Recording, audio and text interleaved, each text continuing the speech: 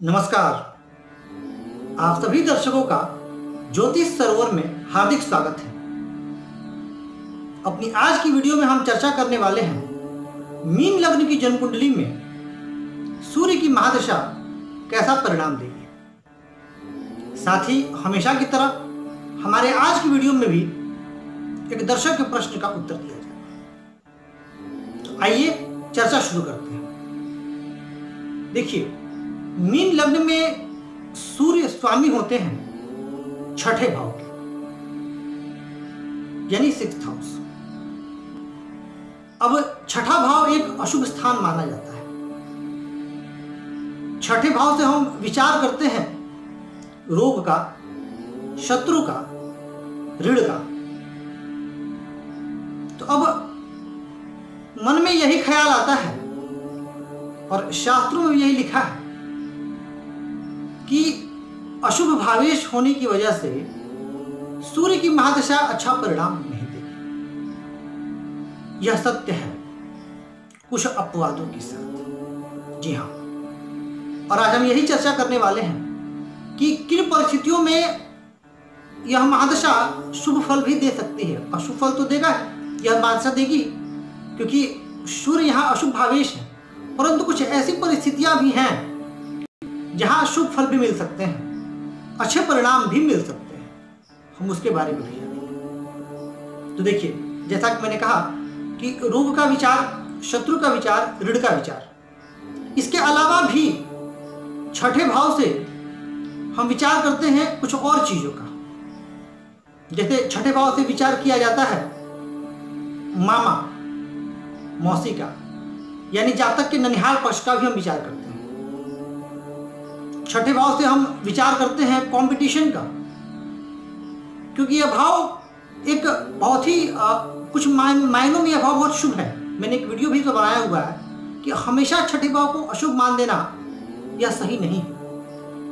तो प्रतिद्वंदिता को दर्शाता है, और आज हम सभी इस कठोर कंपटीशन के युग में जी रहे हैं, तो जहां कंपटीशन का रोल बड़ा इंपॉर्टेंट है, तो इस भाव को भी दर्शाता है। अच्छा, छठा भाव दर्शाता है वैवाहिक जीवन में होने वाले तनावों को भी। अब यह जानकर के आपको आश्चर्य होगा कि यह क्यों? क्योंकि यह सप्तम से द्वादश, यानी विवाह से होने वाली हानि, जीवन साथी से अनुबंध, जीवन साथी के स्वास्थ्य को भी छठा भाव दर्शाता है। यह छठा भाव है। छठे भाव से हम दुर्घटना का भी विचार करते हैं। और छठा भाव चूंकि 12वें के ठीक सामने आता है, तो 12वां भाव व्यय का है, तो छठा भाव जो अदालत में खर्चे होते हैं, जो मुकदमे में खर्चे होते हैं, उनको भी दर्शाता है। तो सूर्य इन चीजों का के भावेश है, यानी भाव के अधिपति हैं। इसके अतिरिक्त एक तो यह जानना जरूरी था। दूसरी बात यह कि सूर्य के नैसर्गिक कारकत्व में कौन सी चीजें आती हैं।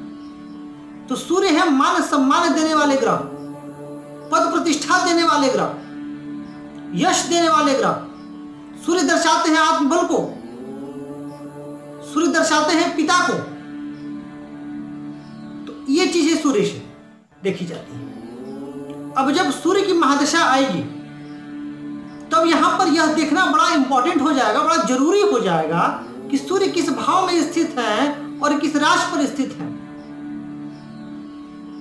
सूर्य पर शुभ ग्रहों की दृष्टि है क्या, या शुभ पर अशुभ ग्रहों का प्रभाव है? सूर्य का बलाबल क्या है?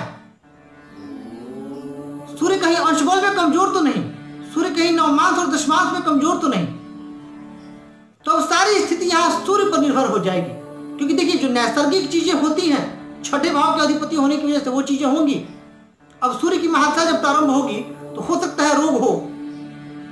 सूर्य की जब महादशा प्रारंभ होगी तो हो सकता है शत्रुओं से विवाद हो। अब यदि सूर्य मजबूत है तो आप शत्रुओं का दमन कर लेंगे। अब अगर सूर्य कमजोर है तो आप हार जाएंगे। सूर्य यदि अच्छे अवस्था में है तो हो सकता है रोग हो, लेकिन आप उस रोग पर विजय प्राप्त कर लेंगे। सूर्य यदि पाप प्रभाव में हुए तो सूर्य की महादशा में पत्नी का स्वास्थ्य खराब होगा, जीवन साथी का स्वास्थ्य खराब होगा।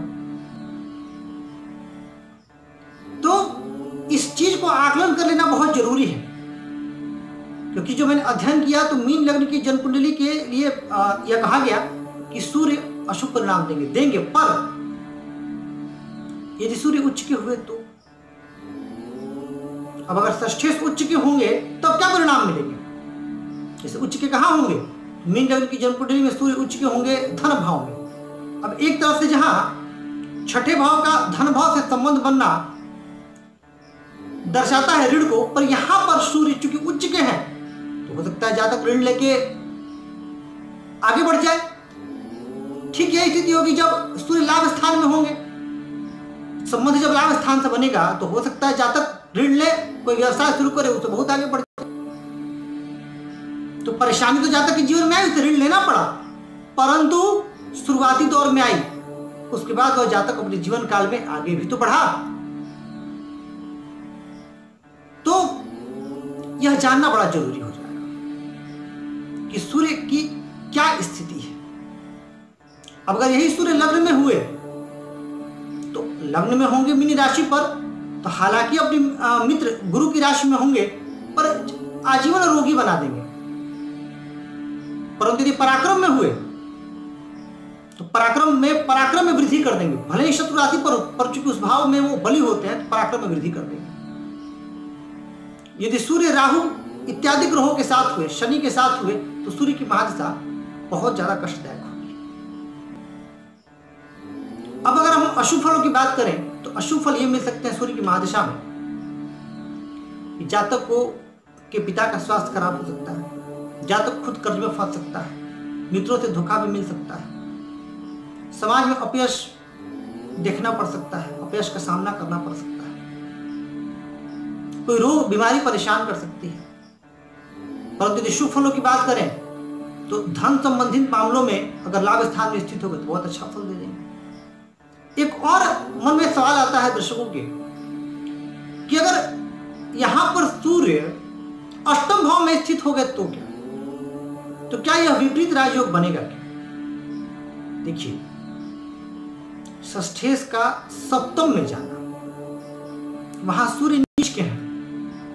अब कई जगहों पर यह भी कहा जाता है कि अगर नीच के ग्रह छठे, आठवें और 12वें में हो तो उनका नीचभंग हो जाता है, परंतु नीचभंग के और शर्तों का, नीचभंग यदि 2-3 तरीके से होता है तो वह नीचभंग ज्यादा लाभदायक होता है। तो यदि सूर्य का नीचभंग हो गया तब तो वह विपरीत राजयोग बना देंगे, और नीचभंग राजयोग भी लगेगा, विपरीत राजयोग भी लगेगा। महादशा के शुरुआती चरण में परेशानियों के बाद ऐसे सूर्य लाभ भी देंगे, परंतु कष्ट तो आएगा। एक और सवाल आता है दर्शकों के मन में कि यदि सूर्य द्वादश में हुए तो क्या, तो सूर्य की महादशा कैसा परिणाम? देखिए, जब सूर्य द्वादश में होंगे तो अपनी सप्तम दृष्टि से अपने ही भाव को देखेंगे, अपने भाव पर दृष्टि जाने की वजह से वह भाव बलवान होगा। तो जब वह भाव बलवान होगा तो जातक के मन में कॉम्पिटिटिव भावना होगी, जातक जीवन के हर क्षेत्र में अग्रणी रहना चाहेगा, वह रोगों का दमन करेगा, शत्रुओं का दमन करेगा और उसके व्यक्तित्व में निखार आएगा। परंतु यदि वो विदेश से जुड़ करके कोई काम करे तो ज्यादा लाभ अर्जित करेगा।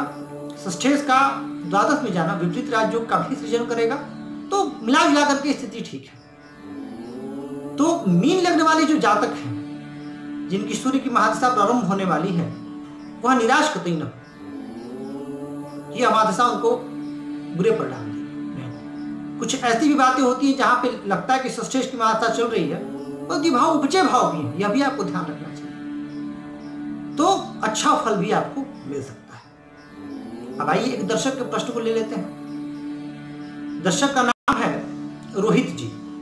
इन्होंने पूछा है कि इनकी सिंह लग्न की जन्म कुंडली है और नीच के शनि नवम भाव में है और शनि पर राहु की दृष्टि भी है। राहु लग्न में है बुध के साथ और दृष्टि। अब इनका प्रश्न ये है कि क्या ये आईएएस 2021 में आईएएस की एग्जाम में सफल हो पाएंगे क्या? देखिए रोहित जी, अभी आपकी महादशा बहुत अच्छी नहीं चल रही है। दूसरी बात है कि सूर्य कमजोर है, द्वादश भाव में है और आईएएस जैसे प्रतिष्ठित सेवा में सफल होने के लिए सूर्य का बड़ी अवस्था में होना बड़ा आवश्यक है। तो 2021 से मुझे सफलता की संभावना बहुत कम लग रही है। और वैसे भी आपको संघर्ष ज़्यादा करना है, क्योंकि शनि नीच के हैं, सूर्य द्वादश में है। हाँ, शुक्र और मंगल जरूर आपके अच्छे हैं, लाभ स्थान में लाभ देंगे आपको। नवमास में शुक्र उच्च के हो रहे हैं और मंगल भी स्वग्रही है, तो आप प्रयत्नरत रहिए। सूर्य की पूजा उपासना खूब कीजिए, उसी से आपको लाभ मिलेगा। परंतु 2021 में तो सफलता की संभावना कम है ही। 22-23 में भी कुछ बहुत अच्छी स्थिति नहीं दिख रही। हाँ, उसके बाद यदि आप प्रयास करते रहें तो आपको सफलता मिलने की संभावना है, परंतु उपाय के बाद। साथ ही अगर आप लोग के मन में भी ज्योतिष से संबंधित कोई प्रश्न है, कोई जिज्ञासा है, तो आप चैनल के किसी भी वीडियो पे जाकर के कमेंट करके अपना प्रश्न पूछ सकते हैं। आपके प्रश्न का उत्तर अवश्य दिया जाएगा। और इसी तरह चैनल को लाइक, सब्सक्राइब और शेयर करके मुझे अपना प्यार और स्नेह जरूर देते रहें, ताकि मेरा हौसला बुलंद रहे और मैं आप लोगों के लिए वीडियो लेके आता रहूं और आपके प्रश्नों का भी उत्तर देता रहूं। आज के लिए बस इतना ही। नमस्कार।